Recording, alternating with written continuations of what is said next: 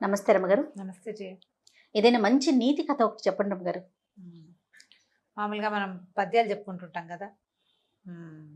బలవంతుడ నాకేమని పలువురితో నిగ్రహించి పలుకుటమేలా బలవంతమైన సర్పము చలి చీమల చేత చిక్కి చావది సుమతి. బా పద్యం వచ్చి జయ నీకు. మా బుడ్డది ఉంది కదా పిల్లలు చిన్నపిల్లలు ఉంటే వాళ్ళకి స్కూళ్ళకి చెప్పి చెప్పి మనకు కూడా వస్తాయి. వచ్చేస్తాయి. ఎప్పుడైనా సరే ఎంత బలమైన వాళ్ళైనా ఎవరైనా తమకంటే చాలా చిన్న వాళ్ళతో చేతుల్లోకి చిక్కి దొరికిపోతారు. ఇప్పుడు మన వల్ల వాళ్ళకి ఇబ్బంది అయింది అనుకో, కొంతమంది పాపం తలదించుకుని బతికేస్తారు, సరిపెట్టుకుంటారు. ఒక్కోడు తల సరిపెట్టుకోడు. సరిపెట్టుకోలేని వాడు ఎవడైనా ఒక సరైన వాడు గనక తగిలితే ఎంత పెద్దవాడైనా గోతుల పడాల్సిందే. మనకి పంచతంత్రంలో భలే మంచి కథలు కనిపిస్తాయి ఇలాంటివి. ఒక పిచ్చుక ఒక ఏనుక్కి బుద్ధి చెప్పింది. పిచ్చుక ఏనుక్కి? పిచ్చుక కనీసం ఎగిరినా ఏనుగు వినిపించుకోదు, అంత చిన్నది. అవును. చెటక కుంజర కథ, ఆ కథ పేరు. ఎంత ఇంట్రెస్టింగ్ గా ఉంటుందో, పిల్లలు చెప్పడానికి చాలా బాగుంటుంది, మంచి కథ. ఈ చెటక అని ఒక పిచ్చుకుండే, ఆ పిచ్చుకల జంట ఒక వెలగ చెట్టు మీద గూడు కట్టుకుని పిల్లల్ని పెట్టుకున్నాయి. అయితే వెలగ చెట్టు మీద పళ్ళు లేవు, పూత లేదు, ఏమీ లేదు.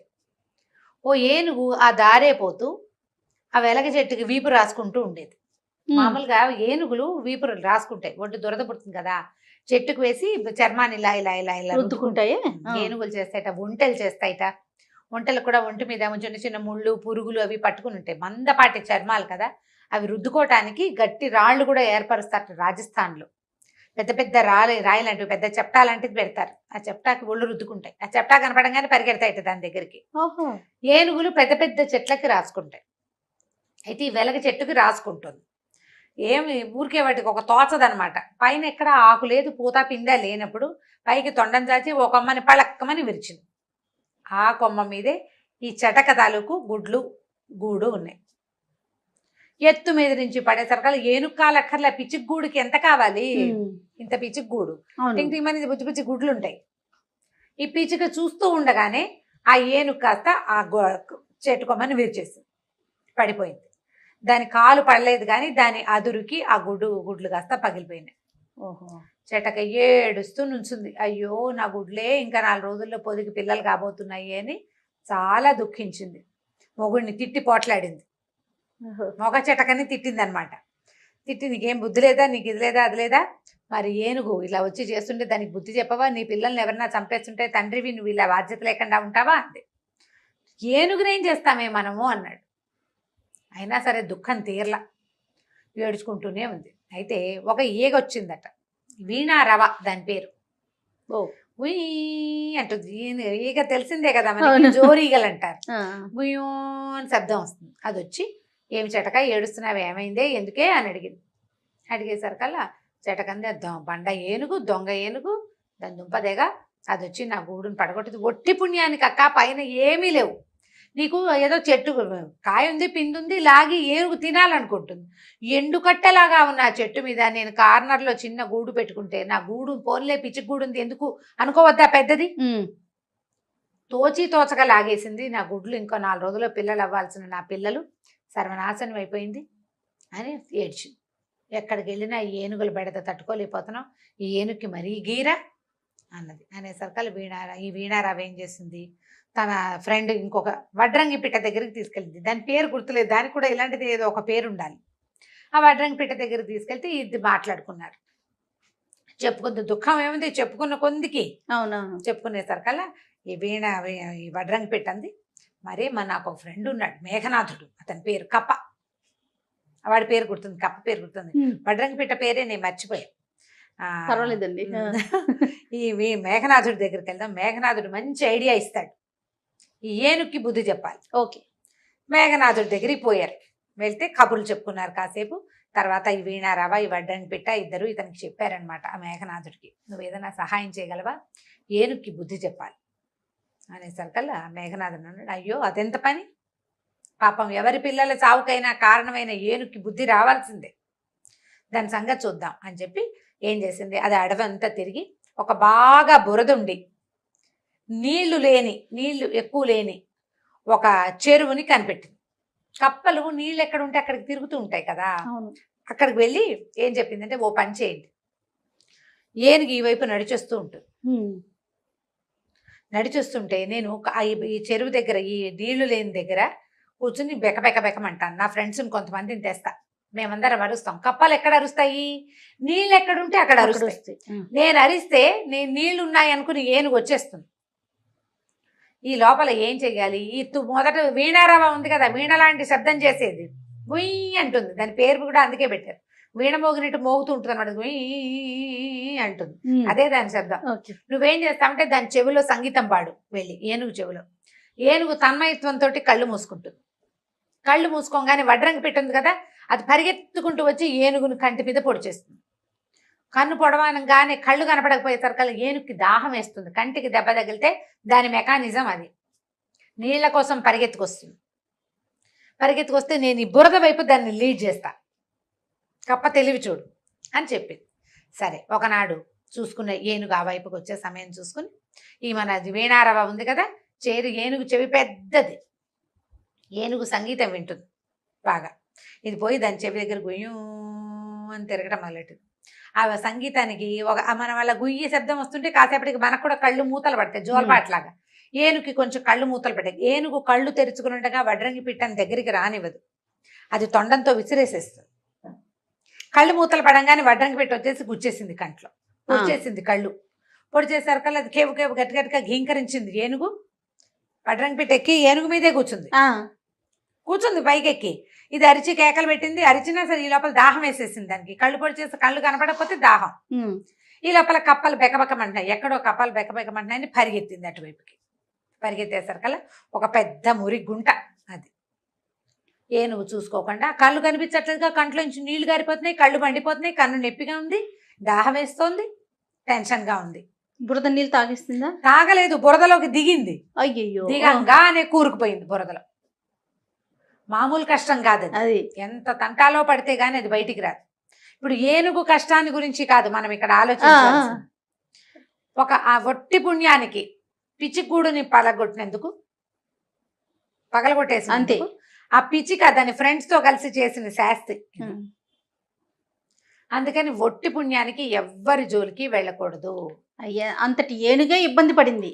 ఎంత బలవంతమైన ఏనుగైనా సరే ఇట్లా చిన్న ప్రాణుల చేతికి చిక్కైనా సరే దొరికిపోతుంది. కాబట్టి ఇప్పుడు తప్పనిసరి అయితే ఏదో చేస్తావు. అవును, తప్పనిసరి కాకపోతే దారే పోతూ ఎవరినైనా ఏడిపించటము, తోచి తోచక హెరాస్మెంట్, తోచి తోచక ఎక్కిరించటము, అలా చేయకూడదు. ఆ చేయటం వల్ల ఇలాంటి సమస్యలు వస్తాయి అని చెప్పడానికి ఈ పంచతంత్ర కథని పిల్లలకి ఉదాహరణగా చెప్పచ్చు. చాలా బాగుంది రమ్మగారు, క్యూట్ గా ఉంది. చక్కగా జంతువులు పిల్లలు ఇంట్రెస్ట్ గా వింటారు. స్టోరీ మంచి నీతి ఉన్న కథ కదా. అవును, ఒక సరదా కథ చెప్పండి అండి. ఒకప్పుడు జిత్తుల జంత్రి అని ఒక కథ చెప్పాను, గుర్తుందా నీకు? గుర్తులేదు రమ్మ గారు. నేను మర్చిపోతున్నావు జయ, ఎన్ని కథలు రమ్మ గారు? మరి నేను ఎలా గుర్తు పెట్టుకుంటున్నా? అదే కదా, అదే రమ్మగారు. మరి ఒకసారి చెప్పండి, ఒక్క లైన్ చెప్పండి. అది అదే జిత్తుల ఒకటి చాలా తెలివైన వాడు, రాజుగారు ఆయన వాడి దగ్గరికి వెళ్తాడు. నువ్వు ఇంత తెలివిగా ఎలా ఉంటుంటే జిత్తుల జంత్రి అని ఒకటి ఉందండి, అది తీసుకొస్తాను, మీ గుర్రం మీ బట్టలు నాకు ఇవ్వండి అని తీసుకెళ్తాడు. గుర్రము బట్టలు తీసుకుని వెళ్ళిపోతాడు. చూసావా? మళ్ళీ సెర్చ్ చేసుకుని మొత్తం వింటాను. వినాలి నువ్వు ఖచ్చితంగా. సారీ రమ్మ గారు, ఒకవేళ ఎవరికి గుర్తులేదో వాళ్ళందరూ ఈ జిత్తుల జంత్రి కథ వెతుక్కుని వినండి. మళ్ళీ వినాల్సిందే, తప్పదు. బాగుంటుంది సరదాగా. Sure sure. ఇది కూడా జిత్తుల జాలయ్య వీడొకడు. ఒక ఊళ్ళో ఒక రాజుగారు నగరంలో జాలయ్య అని ఒకడు ఉండేవాడు. వాడు అందరినీ బోల్తా కొట్టించి పాపం గడుపుకుంటూ ఉండేవాడు. ఓసారి వాడు ఒక సైనికుడికి దొరికేశాడు. వాడు ఏం చేశాడంటే, ఇలాంటి వాడిని టక్కరి వాళ్ళని పట్టుకుని అప్పచెప్తే బాగుంటుంది కదా, ఏం చేసి పట్టుకుని రాజుగారి దగ్గరికి ఈడ్చుకుపోయాడు. రాజు అన్నాడు, ఏమిట్రా వీడు దొంగతనం చేశాడా, దోపిడీ చేశాడా, ఏం చేశాడు, ఎవరైనా మోసం చేస్తే? వీడు జిత్తులు మారండి, జిత్తులు జాలయ్య వీడు, అప్పుడెప్పుడో వాళ్ళప్పుడెప్పుడో చెక్కు మార్చారు, ఇలా ఒక 5-6 విషయాలు చెప్పాడు. అవునవును, వాడెవడో టక్కరి వాడు అనుకున్నావు, వాడు వీడేనా అన్నాడు. పెద్ద చేసిన మోసం లేదు, 10 రూపాయలు, 8 రూపాయలు, 25 రూపాయలు, 15 రూపాయలు, ఆ పూట భోజనము, ఓ 2 గుమ్మడికాయలు, 4 సొరకాయలు, అలాంటి వాటి కోసం వాడు అవతల వాళ్ళని బోల్తా కొట్టేసి కొట్టేస్తాడు. అది ఒక్కటనుకో ఎవరికీ తెలీదు. కానీ ప్రతి ఊళ్ళోనూ 10-15 అవుతున్నాయి అనుకో, ప్రతి సందులోనూ 4 అయితే కొన్నాళ్ళకి ప్రచారంలోకి వస్తాయి. అట్లా ఈ జాలయ్య ప్రచారంలోకి వచ్చేసాడు. జిత్తుల జాలయ్య వాడి పేరు. మహానక్క జిత్తులు వాడు వీడేనండి అని చూపించాడు. రాజుగారు అన్నాడు, ఏమిటో అంత తెలివి నీకు? అట్లా ఒకళ్ళు కాదు, ఇద్దరిని కాదు, ఏదైనా పని చేసుకోవచ్చు కదా. ఇట్లా జితులు మారితనంగా ఉండి నువ్వేం సాధిస్తావని రాజు కేకలేశాడు. వాడు అన్నాడు, ఏదో ఒక దాన్ని పెట్టుబడి పెట్టుకుని బతకాలి కదా బాబయ్య, నా తెలివిని పెట్టుబడి పెట్టుకుంటున్నాను నేను అనేసరికి రాజు అన్నాడు, అవును నువ్వు చేసినవి చాలా నాకు ఇంట్రెస్టింగ్గా అనిపించాయి. సరే ఇప్పుడు ఏమిటంటావు చెప్పు, జైల్లోకి వెళ్తావా, శిక్ష ఇంకేదైనా కొరడా దెబ్బలు అవి తింటావా అనేసరికి వీడు, బాబు జైల్లో ఉంటే నాకు తిండండి, మా ఇంట్లో తిండి అది కుదరదు, దెబ్బలు తినడానికి నేనంతా సత్తా ఉన్నవాడిని అయితే కష్టపడి పని చేసుకునేవాడిని కదా, ఇట్లా కాదండి ఇంకో మార్గం చెప్పండి అన్నాడు. రాజు అన్నాడు, సరే నీ తెలివితేటలు పరీక్షిస్తా, నీకు ఒట్టి నక్కజిత్తులేనా అందులో నిజంగా తెలివి ఉందా చూస్తాను, 3 పరీక్షలు పెడతా, 3 పరీక్షల్లో నువ్వు పాస్ అయితే నీకు ఏదైనా ఒక సందో రోడ్డో రాసిస్తా, అక్కడ సంపాదించుకుని బతుకుదు కానీ ఈ జిత్తులు మాత్రం నువ్వు మానేయాలి అంటే వాడు ఒప్పుకున్నాడు. ఒప్పుకుంటే ఈయన ఏం చేశాడు, ఆ జాలైన వెంబడి పెట్టుకుని మేడ మీదకి తీసుకుపోయాడు. దూరంగా ఒక రైతు పొలం దున్నుతుంటే నేను అన్నాడు, ఆ రైతు, నేను రోజు సాయంకాలం పూట 3 గంటల వేళ నిద్ర వస్తుందని పడుకోకుండా ఇక్కడ వచ్చి నుంచుంటా, వీడు రోజు దున్నుతో కనబడుతున్నాడు, చూస్తూ ఉంటా నేను, ఆ పొలం వాడిది, దున్నుతాడు ఏదో చేస్తాడు, కొన్ని రోజులు గాపిస్తాడు, మళ్ళీ ఏవో నీళ్లు పెడుతుంటాడు, వాడు ఒక్కడే పని చేసుకుంటాడు. ఓకే, పనే వాడికి, ఇంకో రెండోది లేదు. నువ్వు వాడికి తెలియకుండా వాడిని మోసం చేసి వాడి ఎద్దులు 2 కొట్టేయాలి. నువ్వు దొంగతనం జరిగినట్టు వాడికి అర్థం కాకూడదు, నువ్వేం చేస్తావో చేయమన్నాడు. అనేసరికి సరేనని ఒప్పుకున్నాడు. వెళ్ళాడు. వెళ్తే అసలు ఆ రైతు తలకాయ తిప్పడు, ఎవరికేసి చూడ్డు, మాట్లాడు, నవ్వడు, పని తెప్పిస్తే రెండోది చేయడు. వీడేం చేశాడు, జాలయ్యకి మంచి కంటెంట్ భలే స్వీట్గా పాడేవాడు. అయితే ఏమైంది, ఆ పక్క పొలంలో చెట్ల చాటును కూర్చుని సన్నగా పాడడం మొదలుపెట్టాడు. ఈ పని చేసే వాళ్ళకి ఓ చిన్న పాట అవి వినపడితే ఆసక్తికరంగా ఉంటుంది. ఆయన నిశ్శబ్దంగా ఉన్నాడు కదా, పాట మధురంగా వినపడుతుంటే కాస్త తాదాత్మ్యం వచ్చింది అందులోకి, పరవశించిపోయాడు ఆయన. ఎంత బాగా పాడుతున్నారు అని చెప్పి అది దాని మీద ఉన్నాయి కదా, ఈ మన తవ్వే దాని మీద ఏమంటారు దాన్ని, నాగల మీద ఉన్నాయి గొడ్లు ఎడ్లు, వాటిని వదిలిపెట్టి ఆ పాట వస్తున్న వైపుకి వెళ్ళాడు. ఎవరో ఉన్నారు, మనిషి ఎవరో చూద్దాము అని చెప్పి అటు వెళ్ళేసరికల్లా వీడేం చేశాడు, చెక్కమని ఇటు వచ్చేసాడు. అతను ఆ చెట్ల పొదల్లోకి వెళ్ళాడు. వీడి రాగానే వీడి దగ్గర ఓ చిన్న ఇంత రంపం లాంటిది ఉంది. గబగబా ఈ ఎడ్ల దగ్గర నిలబడి కొమ్ములు కోసేసాడు, ఎడ్లవి తోక కూడా కత్తిరించేశాడు. ఆ కొమ్ముకు వస్తే నొప్పి రాదు వాటికి, తోక కత్తిరించినా కూడా ఏదో మూలుగుతాయి కానీ పెద్ద సౌండ్ రాదు. గబగబా వాటిని ఏం చేశాడు, నాగల నుంచి ఊడదీసేసాడు. ముందు నిలబడి ఉన్నాయి, కోసేసాడు కొమ్ములు. ఆ కొమ్ముల్ని పక్కగా ఒక చోట కాస్త బురదగా ఉన్న చోట పాతి పెట్టాడు. తోక కూడా కనపడేలాగా పెట్టాడు. ముందు కొమ్ములు కొంచెం దూరంగా తోక, అది ఎట్టా కనపడుతుందంటే ఒక ఎద్దు ఆ బురదలో దిగబడిపోయినట్టు కనపడేలాగా పెట్టేశాడు. పెట్టేసేసి ఈ 2 ఎడ్లని 2 సరుపులు తెచ్చి తోలేశాడు అడవిలోకి, పక్క పొలాల్లోకి తోలేసేసారు కల్లా. ఆల్రెడీ తోక కత్తిరించబడి ఉంది కదా, ఓకే బాధగా ఉంది, వాటికి పారిపోయే ఛాన్స్ వచ్చింది, అవకాశాన్ని అవి కాస్త వెళ్ళిపోయింది. ఈ పాటగాడి కోసం అటు ఇటు తిరిగిన రైతు వచ్చే లోపల ఈ క్రియ చేసేసి మళ్ళీ ఇంకో పక్కకి వెళ్ళి నుంచున్నాడు. ఈ రైతు వచ్చాడు దగ్గరికి, చూస్తే ఏముంది, నాగలేమో ఊడదీసింది, ఎడ్లేమో లేవు. అయ్యో ఊడ తీసుకుని పోయినాయా, ఏ పక్కకు పోయినాయని అటు ఇటు చూస్తే పక్కన బురద గుంటలాగా ఉంది. ముందున్నదే వాళ్ళకి తెలుసు, మామూలుగా ఎడ్లు అవి వట్టల్లోకి దిగవు, చక్కగా సాఫీగా నడిచొస్తాయి. అవును. తను ఆశ్చర్యపోయి వెతుక్కుంటుంటే మన ఈ జుత్తులు జాలయ్యున్నాడు కదా, వాడు అప్పుడే వస్తున్నట్టుగా మొహం పెట్టి, ఏంటన్నా వెతుకుతున్నావు అన్నాడు. నా గొడ్లు కనపడలేదు తమ్ముడు, ఇందాక ఇక్కడే ఉండాలి, 2 ఎడ్లు పొలం దున్నుతూ ఉన్నాను, ఎటుపోయినాయో ఏమిటో అంటే తను అన్నాడు, అదేంటి భూమిలోంచి వచ్చినట్టు కనపడుతున్నాయి, దిగబడిపోయినాయేమో చూడు అన్నాడు. వీడిపోయి కొమ్ములు పుచ్చుకుని లాగేసరికి కొమ్ములు ఊడి చేతిలోకి వచ్చాయి. పైన పాతి పెట్టినవి రావు, తోక పుచ్చుకుంటే తోక వచ్చేసింది. నేను నిర్ఘాంతిపోయి, అయ్యో లోపల కూరుకుపోయి కొమ్ములు ఊడిపోయినాయి నా ఎడ్లకి, ఇంకేం చేస్తాను, నా పొలం పని అంతా పాడైపోయిందని ఆ రైతు వెళ్ళిపోయాడు. దొంగతనం జరిగిందేమోనన్న ఊహ కూడా రాలా అతనికి, బురదలో దిగడిపోయినాయి అంతే అనుకున్నాడు. పాపం ఇంకేం చేస్తాడు, వెళ్ళిపోయాడు. ఆ మేడ మీద నిలబడి రాజుగారు ఇదంతా చూస్తూనే ఉన్నాడు. ఓరి వీడి తెలివి, వీడి దుంపదేగా అనుకుని, మన వల్ల కదా ఈ పరీక్ష అయ్యింది, అరే రైతుకి ఒక జత ఎడ్లు తోలండిరా అని చెప్పి ఓ జత ఎడ్లను తోలిచ్చాడు. కొన్నాళ్ళకి వాడి ఎడ్లు వాడికి దొరుకుతాయి, ఈ లోపల రాజుగారి వల్ల వాడు నష్టపోకూడదు కదా. సరే ఏం చేశాడు, బాగానే ఉంది. మళ్ళీ రాజుగారి దగ్గరికి వచ్చాడు. సరే రాజుగారు అన్నారు, భలే గెలిచావు, చాలా తెలివి నీకు. సరే, మనకి పంచకళ్యాణి గుర్రం ఒకటి ఉంది. అశ్వశాలలోకి వెళ్ళి దొంగతనం జరిగిందని అర్థం కాకుండా గుర్రాన్ని తీసుకురావాలి నువ్వు. ఓకే. అంటే తెస్తానండి అన్నాడు. ఈ ఫస్ట్ టైం చూసిన వ్యవహారం మీద రాజుగారికి పుట్టాడు అనుమానంగా ఉంది, అమ్మో వీడు సాధించేస్తాడని. అక్కడి అశ్వశాలలో వీళ్ళు ఉంటారు గుర్రం కాపలా వాళ్ళు, ఒరే ఇవాళ రాత్రి మన గుర్రం దొంగతనం చేయబడే అవకాశం ఉంది, మెలకుగా ఉండండి, గుర్రం జాగ్రత్త అని చెప్పాడు. వీడేం చేశాడు, అటు తిరిగి ఇటు తిరిగి ఒక సైనికాధికారి గారి ఇంట్లో చొరబడి, ఆయనకి వాళ్ళకి బట్టలు ఉంటాయి కదా సైనికాధికారి గారు, ఆ బట్టలు సంగ్రహించుకున్నాడు. సంగ్రహించుకుని రాత్రి బాగా 1-2 వేళ ఓ సంచి భుజాన్ని వేసుకుని సైనికాధికారి బట్టలతోటి వెళ్ళాడు. వీడు వెళ్ళేసరికి ఆయన నడిచొస్తున్నాడు, ఈ వేషంలో ఉండి నడిచొస్తున్నాడు. మొత్తం అశ్వశాలంతా దీపాలు వెలిగించున్నాయి, అందరూ సిద్ధంగా నుంచునున్నారు కర్రలు పుచ్చుకుని. ఇట్లా ఒకడ పంచకళ్యాణి మీద కూర్చుని ఉన్నాడు. ఈ గుర్రాన్ని ఎటా కొట్టేయటం. అక్కడి నుంచి సైనికాధికారి బట్టలు రాత్రిపూట మొహాలు ఏం కనబడతాయి, శిరస్త్రాణాలు ఉంటాయి.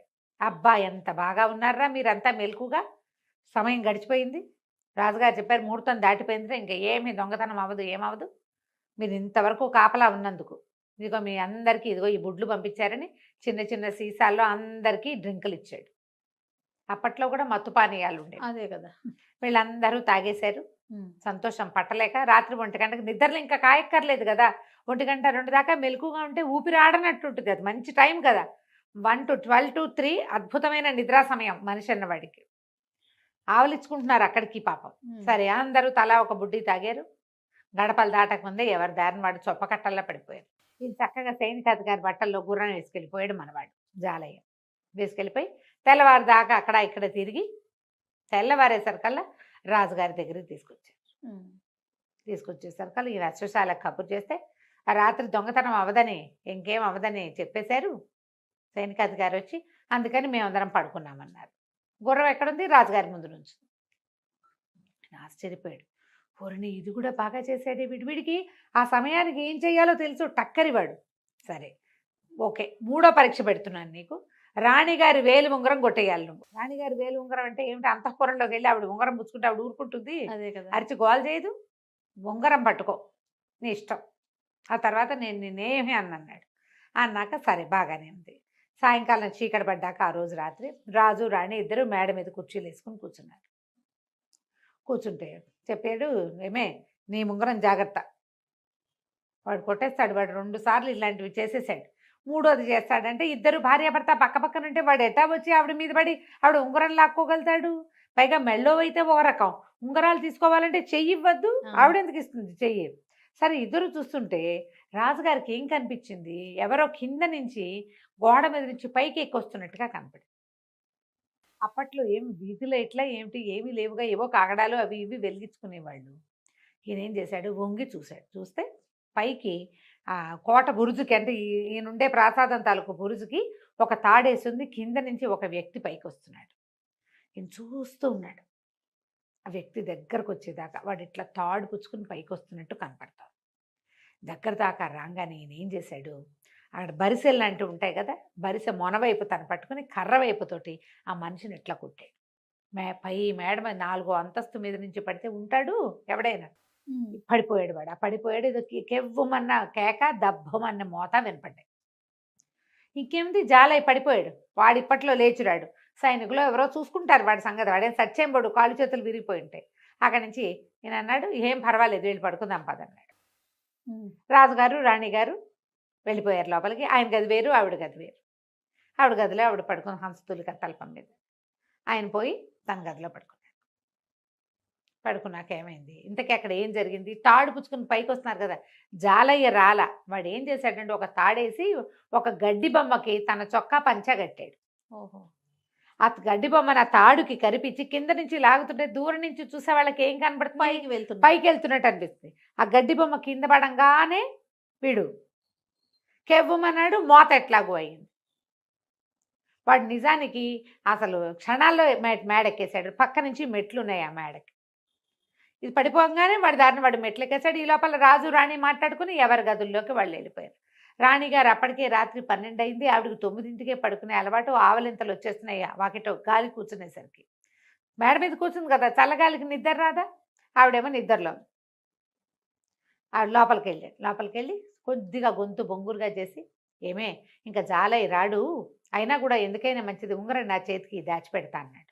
ఆవిడ నిద్రలో ఉంగరం తీసి ఆయన చేతికి పెట్టింది. అదెవరు? జాలయ్యే. వాడు ఉంగరం వేలికి పెట్టేసుకున్నాడు. చటుక్కుని తప్పుకున్నాడు. ఇంతలో 10 నిమిషాల్లో రాజుగారికి రెండో గదిలో పడుకున్నాడుగా, ఆయనకి ఏమనిపించింది, ఒకవేళ జాలయ్య గాడు కాలు విరిగినా సరే ఏ కర్రో పట్టుకుని పైకి వస్తాయి అని చెప్పి ఈయన గబగబా లేచి సరభసంగా వెళ్ళాడు అనమాట, చకచక మోతలు చేసుకుంటూ. ఏమండి రాణిగారు, ఆ ఉంగరం నా చేతికి ఇవ్వండి, నేను దాచిపెడతాను, ఆ వాడు వచ్చేస్తాడేమో, వాడు ఒట్టి టక్కరి వెదవా అన్నాడు. ఆవిడ నిద్రలో ఉంది. ఎన్నిసార్లు ఇస్తాను, ఆల్రెడీ ఇచ్చేసా కదా మీకు అని. అప్పుడు చూశాడు ఆవిడ వేలికి ఉంగరం లేదు.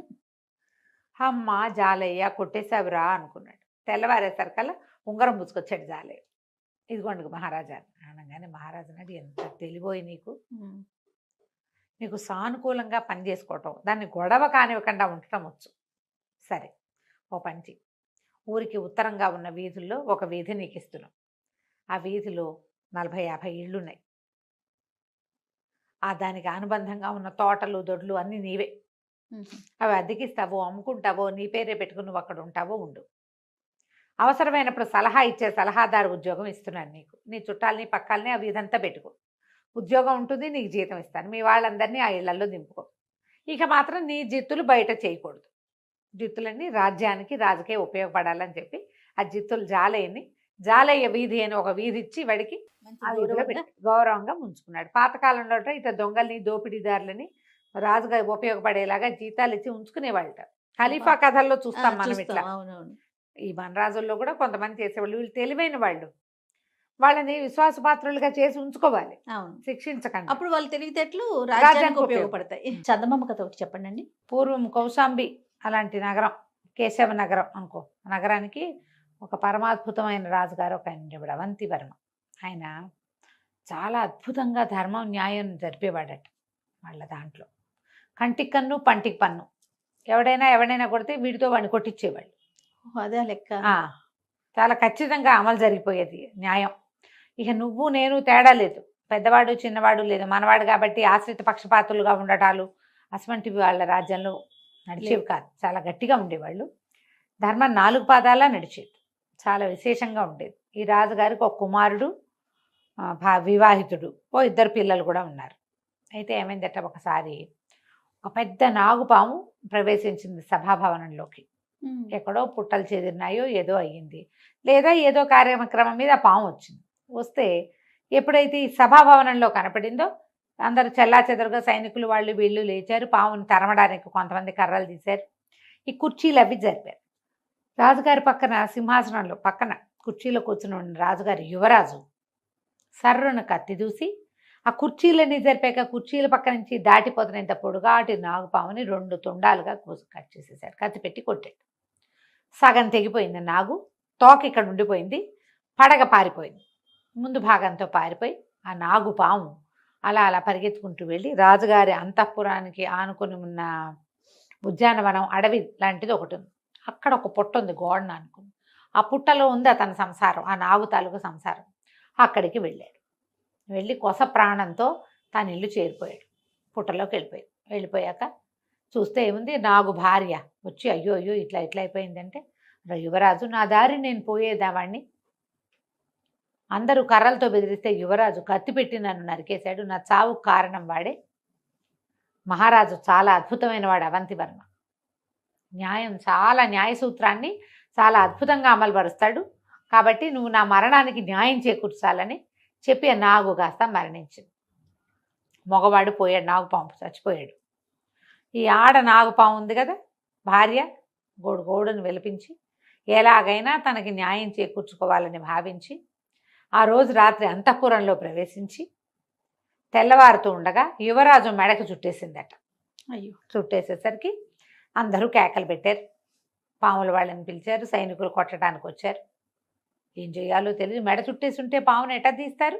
అక్కడి నుంచి మీరంతా వాళ్ళని వెళ్ళి పిలవద్దు, మహారాజుని పిలవండి, నేను ఆయనతో మాట్లాడాలని ఈ నాగుపాము మానవ భాషలో చెప్పింది. పాము మాట్లాడుతుందని రాజుగారిని పిలుచుకొస్తే రాజు భార్య దీనంగా దుఃఖిస్తూ ఏం చెప్పిందంటే, నా భర్త తన దారిని తను పోతున్నాడు, అసలు ఎవ్వరికీ ఏ హాని తలపెట్టలేదు, దాటి వెళ్ళిపోతున్న నా భర్తని యువరాజు కత్తితోటి ముక్కలుగా నరికేశాడు, నన్ను విధవం చేశాడు, నా పిల్లల్ని తండ్రి లేని వాడిగా చేసేసాడు, నాకు న్యాయం చేయండి. మీ రాజ్యంలో ఉన్నదేంటి? కంటికి కన్ను పంటికి పన్ను, ప్రాణానికి ప్రాణం. నేను యువరాజు భార్యని విధవం చేయకూడదా? ఇప్పుడు ఇతను నన్ను విధవం చేశాడు, నాకు న్యాయం చెప్పండి అనేసరికి రాజు అన్నాడు, మేము మామూలుగా నేను ఒక్కడినే న్యాయం చెప్పను, న్యాయాధికారులు ఉండాలి ఇక్కడ అని న్యాయాధికారులను పిలిపించారు. ఇద్దరు న్యాయాధికారులు సరేనన్నారు. కానీ మనకి రాజ్యానికి ఒక్క యువరాజు, ఏం చెయ్యాలో తెలియలే.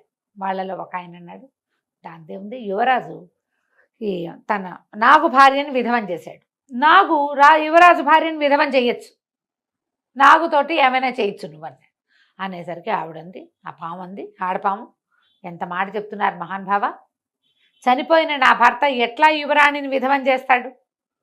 మీరు యువరాజును రక్షించుకోవటానికి ఈ మాటలు చెప్తున్నారు, న్యాయంగా చెప్పండి, మీరు చెప్పేది న్యాయం కాదు. అంతే, చనిపోయిన వాడు ఎట్లా చేస్తాడు? నేను మిగిలేను, నాతోటి చేయించండి ఏదైనా అనేసరికి సరే రెండో న్యాయాధికారి గుడ్లు వీళ్ళకి ఎట్లా వస్తాయి? భయం, అనుమానం, ఏం చెప్తే ఏం చేస్తుందో. మెడ చుట్టుకున్నది ఒక్క కాట అందుకుంటే అది నిజానికి కాటేయచ్చు, కానీ న్యాయంగా అడగడానికి వచ్చింది. కాట అందుకుంటే చేసేదేం లేదు, రాత్రివేళ కాటేసింది అనుకో వైద్య సహాయం అందక, కానీ అట్లా కాదు, ఇతను చేసింది అన్యాయం, దీన్ని న్యాయం చేయండి అని అడగడానికి వచ్చింది. రెండో న్యాయాధికారి మంచి తెలివైన వాడు, ఆయన అన్నాడు, అమ్మా తప్పకుండా యువరాజు వల్ల నువ్వు విధవయ్యావు, యువరాణి కూడా విధవ కావాల్సిందే, యువరాజు ప్రాణాలు నువ్వు తీసుకోవాల్సిందే, విధవం చేయవలసిందే యువరాణి నువ్వు. అయితే నీకు ఎంతమంది అమ్మా సంతానం అన్నాడు. నాగు భార్య తెగ దుఃఖిస్తూ దీనంగా 5 పిల్లలండి నాకు అని.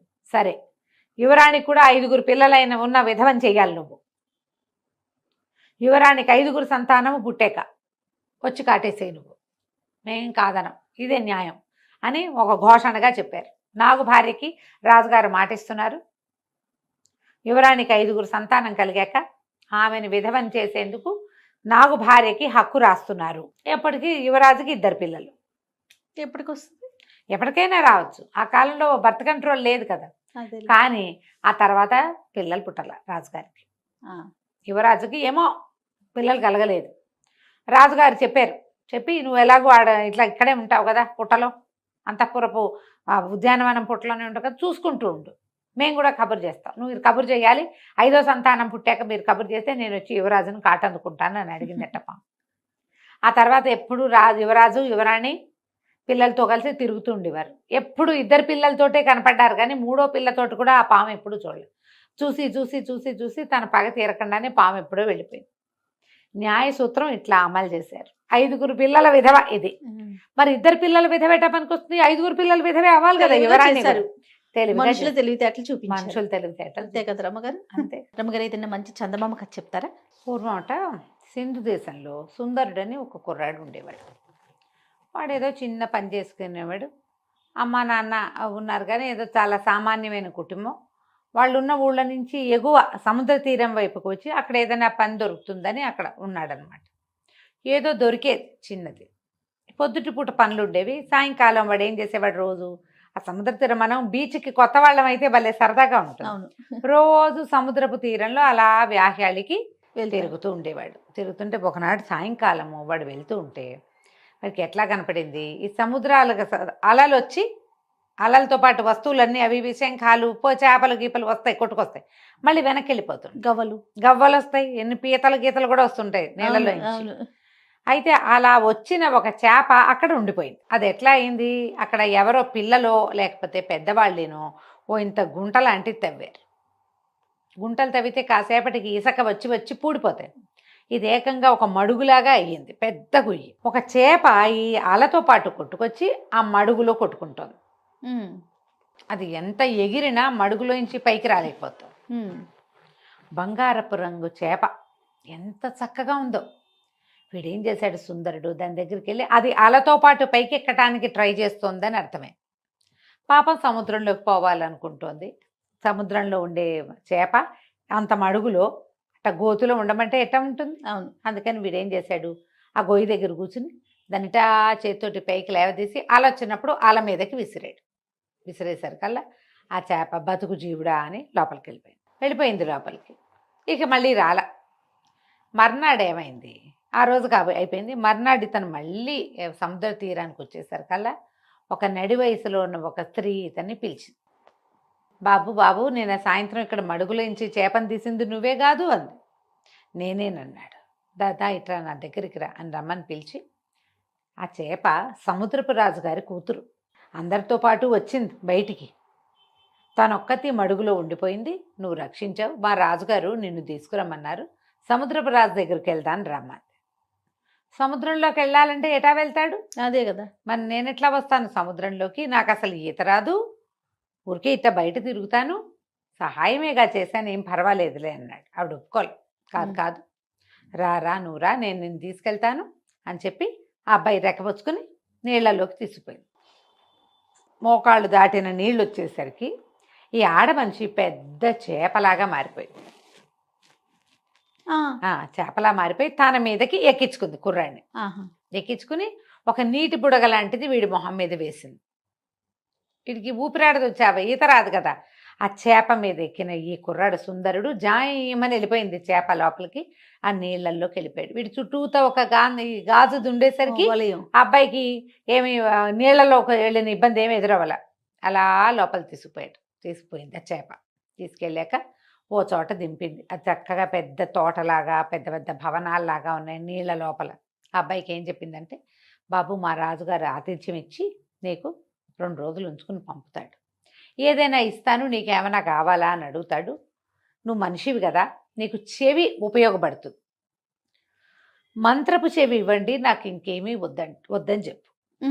మంత్రపు చెవి ఇస్తాడు, అది తెచ్చుకో, అది నీకు ఉపయోగపడుతుంది. రాజుగారు అమ్మాయిని చిన్నప్పటి నుంచి నేనే పెంచాను, నీ వల్ల బతికి బట్టగట్టింది, నేను నీకు సహాయం చేయదలుచుకున్నాను, ఇంతే చేయగలను, ఏదో ముత్యాలో రత్నాలో వజ్రాలో అడగద్దు, మంత్రపు చెవి అడుగు అంతే అని చెప్పింది. సరే ఒప్పుకున్నాడు. రాజుగారి దగ్గరికి తీసుకుపోయింది. ఆయన పరమానంద భరితుడైపోయి ఈ అబ్బాయికి బోళ్ళని చేపలతో వాటితో వీటితో సేవలు చేయించి 4 రోజులు చక్కగా ఉంచుకొని బాగా ఆతిథ్యం ఇచ్చి ఎన్నో రకాల సముద్రపు భోజనాలు పెట్టివిచ్చి అటు తిప్పి ఉంచుకున్నాడు. 4 రోజుల తర్వాత ఈ అబ్బాయిని ఇంకా వెళ్ళొస్తానండి అన్నాడు. సముద్రపు రాజు అన్నాడు, అబ్బాయి నా చాలా సంతోషం కలిగించావు, మా పిల్లని రక్షించావు, 4 రోజులు వచ్చి ఆతిథ్యం స్వీకరించావు, నీకేం కావాలో చెప్పు అనగానే కుర్రాడు అన్నాడు, మంత్రపు చెవి అని ఒకటి ఉంటుందట కదండి, అది ఇప్పించండి నాకు అన్నాడు. ఈయన తెల్లబోయాడు. మంత్రపు చెవి ఎక్కడుంది మన దగ్గర అని బాగా ఆలోచించి, బాబు మా దగ్గర ఒకే ఒకటి ఉంది, పాతాళంలో సముద్రంలో ఉంది, కానీ ఒక్కటే ఉంది, నీకు ఇస్తా, 1 ఏడాది తర్వాత ఇది మళ్ళీ నా దగ్గరకు వచ్చేస్తుంది, సంవత్సరం పాటే నీకు ఇవ్వగలను, మా దగ్గర ఉండాలి అది, ఓ ఏడాది, మీకు 1 ఏడాది అంటే మాకంత ఏడాది పట్టదు, ఇంకా చిన్నది పడుతుంది, మీ ఏడాది మీకు సరిపడా సంవత్సరం కాలం మాత్రం నేను నీకు ఇవ్వగలుగుతాను దాన్ని అంటే ఒప్పుకున్నాడు. అది ఇంత బుల్లి శంఖంలాగా ఉంది. ఆ మంత్రపు చెవి షేపులో ఉంది, శంఖం వల్లే ఉంది అంతది. దాన్ని ఎత్తి ఇట్లా చెవిలో పెట్టుకుంటే అన్ని జీవుల సంభాషణలు అర్థమవుతాయి. ఓహో. ఆ మంత్రపు చెవి లక్షణం ఏంటంటే పిచ్చుకలు, పాములు, ఉడతలు, ఎలకలు, కుక్కలు, అన్నీను, పిల్లులు, అన్నిటి భాష అతనికి అర్థమవుతుంది, కొత్త భాష అర్థమవుతుంది, జంతువుల భాష అర్థమవుతుంది, సంవత్సరం పాటు దీన్ని ఎంజాయ్ చేయి నువ్వు అని చెప్పి ఆ మంత్రపు చెవిని చేతులు పెట్టాడు. ఇంకా ఏవో తినుబండారాలు కాస్త మెళ్ళో వేసుకుని 2 ముత్యాల దండలు మెళ్ళో వేసి 2 ముత్యాల దండలు చేతులకేసి పంపించారు. మళ్ళీ ఈ మొదట వచ్చిందిగా ఆడచేప, ఆవిడే చేప రూపంలో వచ్చి ఈ కుర్రాన్ని తీసుకుపోయి జయమని బయటికి తీసుకెళ్ళి సముద్ర తీరంలో వదిలిపెట్టారు. వీడికి అమ్మా నాన్న ఎవరు లేరు కదా, ఆ ఊళ్ళో ఎక్కడో ఉన్నారు వాళ్ళు. సరే వీడు మళ్ళీ పని చేసుకోవటం మొదలుపెట్టాడు. అయితే వీడు పని దగ్గరికి వెళ్ళేటప్పుడు ఒక వాగుంది అక్కడ. వాగుని దాటడానికి ఒక బండ లాంటిది పెట్టారు. అదెంత వాగు, సుమారుగా ఒక 2 అడుగులు ఉందనుకో. మామూలుగా 1 అడుగు ఉంటే మనం ఏం చేస్తాం, దాటేస్తాం. అవును. కొంచెం చిన్నపిల్లలు, పెద్దవాళ్ళు, గర్భవతులు, ఆడవాళ్ళు దాటలేరు కదా. కొంతమంది ఏం చేస్తారు, కొంచెం కాలిపడుగు మగపిల్లలు అయితే చేయమని ఒక జంప్ ఇక్కడి నుంచి అక్కడికి జంప్ చేస్తారు. అట్లా అంత జంప్ కంటే కొంచెం పెద్దది అది. విసురు లాంగ్ జంప్ చేస్తే దాటగలరు, పొరపాటున జారి పడితే బోధలో పడతారు. అందుకని దాని మీద ఒక రాయి లాంటిది వేసింది, కొంచెం నడిచి వెళ్ళటానికి పాదాలు తడుస్తాయి. నీళ్ళల్లోకే ఉంది, ఒక బండ ఉంది. ఆ బండ పక్కన వీడు ఏం చేశాడు, ఈ బోధ దగ్గర ఏదో అన్నం తెచ్చుకున్నాడు, అది తినడానికి ఒక పక్కన కూర్చున్నాడు. 2 పిచ్చుకలు తెగ కిచు కిచు కిచు కిచు కిచు కిచు కిచు కిచు కిచు అంటాయి, మాట్లాడుకుంటున్నాయి. కిచకిచలాడుతుంటే ఏం మాట్లాడుకుంటున్నాయో విందామనిపించింది ఈ అబ్బాయికి. మన దగ్గర మంత్రపు చెవి ఉంది కదా, అదే కదా, వాడికి ఇట్లా రొంటిని పెట్టుకుని ఉన్నాడు. దాన్ని ఊడదీసి ఇట్లా చెవిలో పెట్టాడు. చెవిలో పెట్టుకుంటే ఆ పిచ్చుకలు ఏం మాట్లాడుతున్నాయి, ఆ బండ మీద పిచ్చి పెదవులు నడిచిపోతారు, బంగారపు బండ అని తెలియట్లేదే వీళ్ళు దుంపతేగా వీళ్ళకి, ఎన్నేళ్ళ నుంచో నడుస్తున్నారు దాని మీద నుంచి. అది బంగారపు పలక, ఆ బోధులో పడి ఉండి పైన అంతా పాచిపట్టి అది మట్టి దానిలాగా ఉంది, రాయల్లే కనపడుతుంది. ఆశ్చర్యపడిపోయి ఇది బంగారమా, ఆ చెవి తీసి జేబులో పెట్టుకున్నాడు. వెళ్ళి ఆ బోధ దగ్గర కూర్చుని దాన్ని పైన ఉన్న పాచి అంతా బాగా తోమేసి దాన్ని పైకి లేవతీశాడు. చూస్తే ఆ మాత్రం లావులో అంత పొడుగు, ఈ 2.5 అడుగుల క్రమంలో ఉన్న అటువంటి పెద్ద బంగారపు రేఖ అనమాట అది. అదే దిమ్మనుకో. ఆశ్చర్యపడి బంగారమా, సరే అది తీసుకున్నాడు. తీసుకుని ఇంకేముంది, అందరూ ఆశ్చర్యపోయారు. ఈ అబ్బాయి ఏం చేశాడు, 2 తాటి కమ్మలు కట్ చేసి పట్టుకొచ్చి దాని మీద వేశాడు, నడవడానికి వీలు. ఈ దిమ్మ తీసేశాడు కదా తను. ఆ దిమ్మని తీసుకెళ్ళి సొన్నార్ దగ్గర పరీక్ష చేస్తే ఏముంది, ప్యూర్ గోల్డ్. ఏ కాలాన కొట్టుకొచ్చిందో అది ఆ బోధులోకి ఉండిపోయింది. ఆ రాయిగా దాన్ని వాడేసుకుంటున్నారు. చాలా సంతోషించాడు, జీవితం హాయిగా ఉంది. మరి ఎంత సంపాదించాడు మరి. అమ్మ నాన్న వాళ్ళకి వీళ్ళకి ఏవో కొంత పంపించాడు, పక్కనున్న దేవాలయానికి ఏదో కొంత బంగారం ఇచ్చాడు, కొంత బంగారాన్ని సొమ్ము చేసుకుని కులాసాగా ఉంటున్నాడు. అయితే ఏమైంది, రాజుగారింట్లో ఏదో ఒక హడావిడి నడుస్తోంది. ఆ ఊరు రాజుగారింట్లో కూతురికి అస్సలు ఒంట్లో బాగుండ. ఆ అమ్మాయి కోసం రోజు ఎవరో ఒక వైద్యులు వస్తున్నారు. ఇతను ఒక రచ్చబండ మీద కూర్చునేవాడు. ఆ వైద్యులు రాకపోక కనపడుతూ ఉండేది. ఎవరో ముసలి వాళ్ళు వీళ్ళు వస్తే వాళ్ళందరికీ ఏవో రొట్టెలు కొనిపెట్టి అవి తినడానికి కొనిపెట్టి చేస్తూ రచ్చబండ దగ్గర కూర్చునేవాడు. రచ్చబండ పైన ఉన్న రావి చెట్టు మీద 2 కాకులు ఉన్నాయి. అవి తెగ కావు కావు కావు కావు కావు ఎంత అరుస్తాయో, ఎందుకు మాట్లాడుకుంటున్నాయో ఏం మాట్లాడుకుంటున్నాయో విందామనిపించింది. జనం ఉంటే అంత తట్టదు, ఒక్కళ్ళమే ఉన్నాం అనుకో అది కా కా కా అంటూనే ఉంటాయి. ఏమిటో దీనికి అగ్గోలా, అదేమిటో చూద్దామనిపిస్తుందా. జేబులోంచి ఆ మంత్రపు చెవి తీసి చెవులు పెట్టుకున్నాడు. పెట్టుకునేసరికల్లా ఆ కాకులు 2 మాట్లాడుకుంటున్నాయి. ఇంతమంది వైద్యులు వస్తారు, ఒక్కడికి తెలియట్లేదు. ఏ వైద్యం చేసినా పిల్ల ఏం బతుకుతుంది, పిల్ల బతకదు, ఆ పిల్ల చచ్చిపోవటమే ఎట్లాగూ అనేసరికల్లా ఇంకో 3వ కాకు వచ్చింది. అసలు దానికి చేసిన జబ్బేమిట్రా అన్నా అసలు అని అడిగేసరికల్లా ఈ ముందు 2 కాకులు ఉన్నాయిగా, ఈ 2 కాకుల్లో ఓ కాకి చెప్పింది, ఆ రాజుగారు నిరుడు ఇల్లంతా నేయిచ్చారు, బిల్డింగ్ అంతా గడ్డి పెట్టారు, అందులో ఆ గడ్డిలో ఒక పాము చిక్కుకుపోయింది. అది ఆ ఇంటి మీద ఉంది, ఆ ఇంటి పైకప్పు మీద.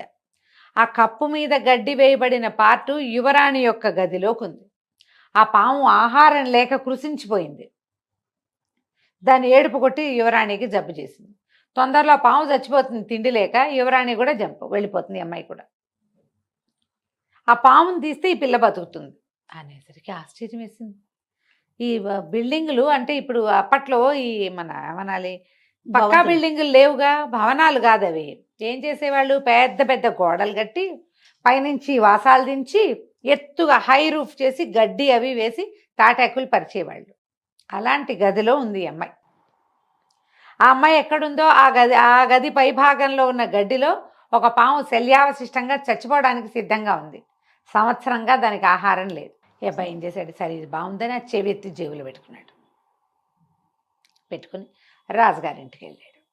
యువరాణి జబ్బు తగ్గిస్తాం అని చెప్పిన ప్రతి వాళ్ళని తీసుకుపోతున్నారు లోపలికి. అదే ఒక 5-6 ఉద్దండ పండితులు అక్కడ నుంచున్నారు. వాళ్ళు అన్నారు, ఏం చేస్తావో నువ్వు, చిన్న కుర్రాడ లేవునో 25 ఏళ్ళు కూడా లేవు, నీకు ముక్కుపచ్చలారలేదు, ఏం వైద్యం చేస్తావంటే, మీరందరూ చేసిందే ఏదో చేస్తా, నేను ఏదో చేస్తా, వైద్యం చేయగలిగిన వాడిని నేనైనప్పుడు ఇతరులకు ఎలా తెలుస్తుంది, అది నాకే తెలుస్తుంది ఆ కిటుకు. అనేసరికల్లా సరే రాజుగారి దగ్గర తీసుకుపోయారు. రాజు ఏంటంటే ఏ పుట్టలో ఏ పాము ఉందో ఎవరో ఒకళ్ళు వచ్చిన ప్రతి వాళ్ళకి పిల్లని చూపిస్తున్నారు. మరి ఆశ కదా. పిల్ల ఒక 16-18 ఏళ్ల పిల్ల, సన్నగా పొడుగ్గా తెల్లగా ఉంది, పాలిపోయి పీల్చుకుపోయినట్టు ఉంది. ఇప్పుడు రూపసులైన నీరసము అనారోగ్యము వస్తే జబ్బుగా ఉండి మొహాలు ఏమందంగా ఉంటాయి, మళ్ళా కాస్త చెంపలు పూడి కొత్త నెత్తురు పడితే ఏమైనా మనుషులు బాగుంటారు. అయితే ఏమైంది, అబ్బాయి లోపలికి వెళ్ళాడు. ఆ అమ్మాయిని చూస్తే తను తెలిసింది పాలిపోయి బూడిద రంగులో చచ్చిపోవడానికి సిద్ధంగా ఉంది. ఆ అబ్బాయి ఆ గదంతా కలే తిరిగి రాజుగారికి ఏం చెప్పాడంటే, మీరు ఒకసారి రండి, ఈ పైన పైకప్పులో ఆ గడ్డిలో ఒక పాము ఉంది, కప్పు విప్పించండి, ఆ పాము బతికితే మీ అమ్మాయి బతుకుతుంది. ఓకే అనగానే ఆశ్చర్యపోయారు అందరు. ఇదేం వైద్యం, ఓ మందో మాకో కాదు, సరే చూద్దాం అనుకున్నారు. పని వాళ్ళంతా సేవకులు పోట్లాడారు. అట్లా ఏం ఉండదు, మామూలుగా మేము గడ్డంతా కలేస్తాం, కలయకుండా పైకి వెయ్యం అసలు అంటే, కాదు ఇందులో పావుంది అంటాడు అబ్బాయి. సరే మొత్తం ఊడదీశారు. చూస్తే ఒక ఇంత పొడుగు గోధుమ తాచు సన్నగా బక్క చిక్కిపోయి చచ్చిపోవడానికి సిద్ధంగా ఉంది. అమ్మ బాబాయ్ ఇంకేముందని ఆ పావును కిందకి దించి, పైనుంచి కింద పడితే చితికిపోతుంది అది. దాన్ని అలాగ గడ్డి చుట్టలతోటి కిందకి దించారు. ఓ పెద్ద గిన్నెతో పాలు పోసి పెట్టారు, ఓ గిన్నెతో నీళ్లు పోసి పెద్ద పెద్ద పాత్రతోటి నీళ్లు పెట్టారు. ఆ పాము మెల్లిగా పాలు కాసిన తాగి, పాము పాలు తాగుతున్నాను అడగండి, ఇది కథ. పోయి ఆ నీళ్ళల్లోకి పాల దగ్గరికి నీళ్ళల్లోకి పాల దగ్గరికి 5-6 సార్లు తిరిగింది. తిరిగేసరికి దానికి కొంచెం ఓపిక వచ్చింది. అట్లా నీటిలో తిరుగుతాయట సర్పాలు. మెల్లిగా దాన్ని వదిలేశారు. ఎప్పుడైతే ఈ పాము అటు ఇటు తిరుగుతుందో, ఈ మంచం మీద పడుకున్న రాకుమార్తె అప్పటిదాకా అసలు దిగటం అన్నది లేదు, మంచం దిగటల్లా మెల్లిగా దిగి 4 అడుగులు వేయటం మొదలుపెట్టింది. పాము ఇలా బయటికి వెళ్ళింది, పిల్ల బయటకు వచ్చింది. బయటకు వచ్చింది, నాన్న అని నీరసంగా బయటకు వచ్చింది. వచ్చేసరికి అందరూ ఆశ్చర్యపోయారు. ఈ లోపల గబగబా వైద్యులు వచ్చేసి ఈ పిల్ల కొంచెం ఆ నీరసం తగ్గటానికి అవి ఇవి 2-3 లేహ్యాలు ఇచ్చి ఆహారం అదన్నీ చక్కగా సప్లై చేయించి ఒక 15 రోజుల్లో యువరాణిని లేవదీశారు. కోలుకుంది. ఆ అబ్బాయిని వీళ్ళ దగ్గరే ఉంచుకున్నారు. ఎవరో నువ్వు ఏం చేస్తావునైనా, నీ సంగతి ఏమిటి, సందర్భం ఏంటి కనుక్కున్నారు. కనుక్కుంటే ఇతను మెల్లిగా చెప్పాడు, నేను చేసిన సహాయం వల్ల నాకు ఒక అవకాశం లభించింది, ఆ అవకాశాన్ని ఇప్పుడు ఇక్కడ వాడే అమ్మాయికి. సరే ఆయన సంతోషించాడు. ఒక 4 నెలలు గడిచాక రాకుమార్తె పూర్తిగా నార్మల్ అయిపోయింది. రాజుగారు అన్నాడు, మా పిల్లని బతికించావు, పిల్లని పిచ్చి పెళ్లి చేస్తా, హాయిగా ఇక్కడే ఉండు, మా దగ్గరే ఉండు, యువరాజు ఉన్నాడు, అతను రాజు అవుతాడు, నువ్వు రాజుగారి బావమరిది అవుతావు, బావ అవుతావు, హాయిగా ఉండొచ్చు కదా, ఏదైనా వ్యాపారం పెట్టిస్తాం పెద్ద రకంది, వ్యాపారాన్ని జరుపుకుంది. కానీ రాజుగారి అల్లుడు వ్యాపారం బాగా నడుస్తుంది కదా. సరే దాంతో అమ్మాయిని పెళ్లి చేసేసుకున్నాడు. సంవత్సరం తిరిగేసరికి ఒకనాడు ఉదయం ఇతని మంత్రపు చెవి ఇతని దగ్గర నుంచి మాయమైపోయింది, వెళ్ళిపోయింది అది తన ప్లేస్కి. ఇతను ఒప్పుకున్నాడు కదా, కానీ ఇతను మాత్రం రాజుగారికి అల్లుడు అయిపోయాడు. చక్కగా తన దగ్గర చేరిన బంగారాన్ని జాగ్రత్త పెట్టుకున్నాడు. హాయిగా రాజుగారి ప్రమేయం లేకుండా తనే వ్యాపారం పెట్టుకుని బాగా పైకొచ్చి మంచి పేరు తెచ్చుకున్నాడు. కథ కంచికి మనం ఇంటికి. బాగుందండి. నమస్తే. నమస్తే.